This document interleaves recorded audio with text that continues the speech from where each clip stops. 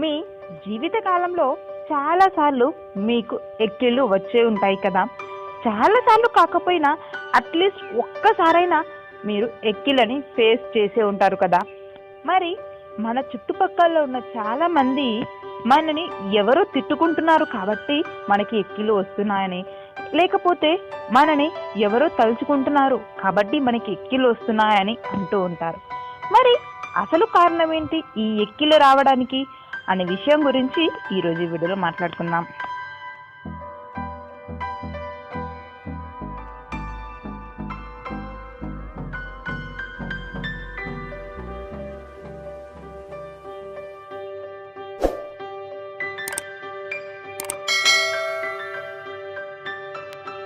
మనం ఎప్పుడైతే గాలి పీల్చుకుంటామో అప్పుడు మన విండ్ పైప్ అంటే గాలి గొట్టం ద్వారా మన ఊపిరితిత్తులు అంటే లంగ్స్ కి చేరుతుంది.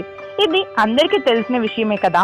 మరి ఈ విషయం పైనే నేను కొంచెం వివరించి చెప్తాను. అదేంటో చూడండి. మన గాలి గొట్టం పైన వాయిస్ బాక్స్ అనేది ఉంటుంది. దీనిని తెలుగులో స్వర పేటిక అని అంటూ ఉంటారు. ఈ వాయిస్ బాక్స్ ద్వారానే మనం మాట్లాడగలుగుతున్నాం, పాటలు పాడగలుగుతున్నాం, ఇంకా గాలి కూడా దీని ద్వారానే పీల్చుకోగలుగుతున్నాం. మరి అది ఎలాగో ఇప్పుడు చూద్దాం. ఈ వాయిస్ బాక్స్ లోపల 2 వోకల్ కార్డ్స్ ఉంటాయి. దీనిని తెలుగులో స్వర త్రాడులు అని అంటారు. మనం ఎప్పుడైతే గాలి పీల్చుకుంటామో అప్పుడు ఈ 2 స్వర త్రాడులు అనేవి వి షేప్ లో ఓపెన్ అవుతాయి.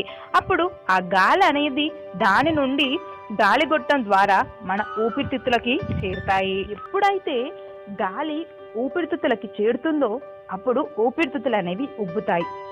ఎలాగంటే ఇప్పుడు ఒక బెలూన్లో మనం గాలి నింపినప్పుడు ఎలాగైతే ఆ బెలూన్ అనేది ఉబ్బుతుందో మళ్ళీ అందులో నుండి గాలి తీసినప్పుడు మళ్ళీ నార్మల్ స్థితికి వస్తుంది కదా. అలాగే ఊపిరితిత్తులు కూడా గాలి పీల్చుకున్నప్పుడు కొంచెం ఉబ్బుతాయి, ఇంకా గాలి బయటికి వదిలినప్పుడు మళ్ళీ నార్మల్ స్థితికి వస్తాయి. ఇదంతా జరగడానికి మనకి డయాఫ్రమ్ అనేది ఉపయోగపడుతుంది అన్నమాట. ఈ డయాఫ్రమ్ ని తెలుగులో ఉదర వితానం అని అంటూ ఉంటారు. ఇది లంగ్స్ కింద భాగంలో ఉంటుంది. మనం ఎప్పుడైతే గాలిని పీల్చుకుంటామో అప్పుడు ఈ ఊపిరితిత్తుల కింది భాగంలో ఉన్న డయాఫ్రమ్ అంటే ఉదర వితానం అనేది కొంచెం కిందికి జరుగుతుంది. అలా ఈ ఊపిరితిత్తులు అనేవి కొంచెం పెద్దగా అవుతాయి. అలాగే మనం ఎప్పుడైతే గాలిని బయటికి వదులుతామో అప్పుడు ఈ డయాఫ్రమ్ అనేది మళ్ళీ పైకి వస్తుంది అనమాట. అలా మళ్ళీ ఊపిరితిత్తులు అనేవి మళ్ళీ నార్మల్ స్థితికి వస్తాయి. ఇలా మనం శ్వాస తీసుకోగలుగుతున్నాం. అయితే మరి ఈ ఎక్కిలు ఎలా వస్తాయో ఇప్పుడు చూద్దాం. ఈ ఉదర వితానం అంటే ఈ డయాఫ్రమ్ వల్లనే మనకి ఎక్కిళ్ళు వస్తూ ఉంటాయన్నమాట.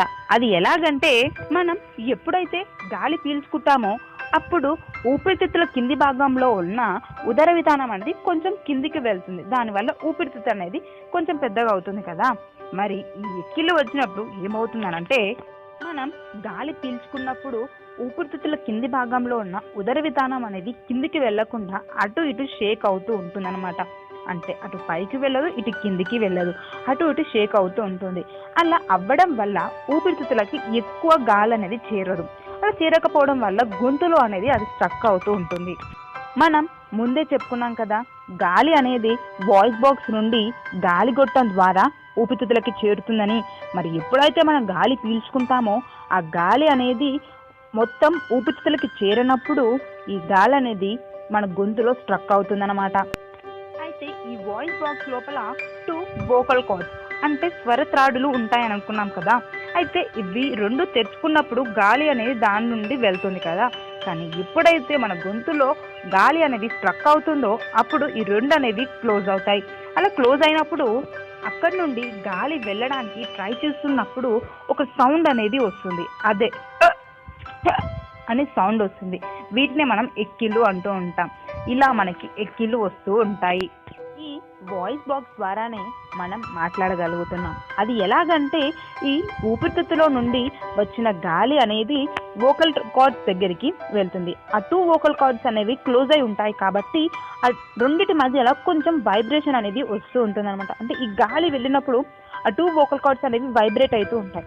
ఈ సౌండ్ని బేస్ చేసుకొని మనం మన నాలుకతోని, పళ్ళతోని, మన పెదాలతోని మనం మాట్లాడగలుగుతూ ఉన్నాం.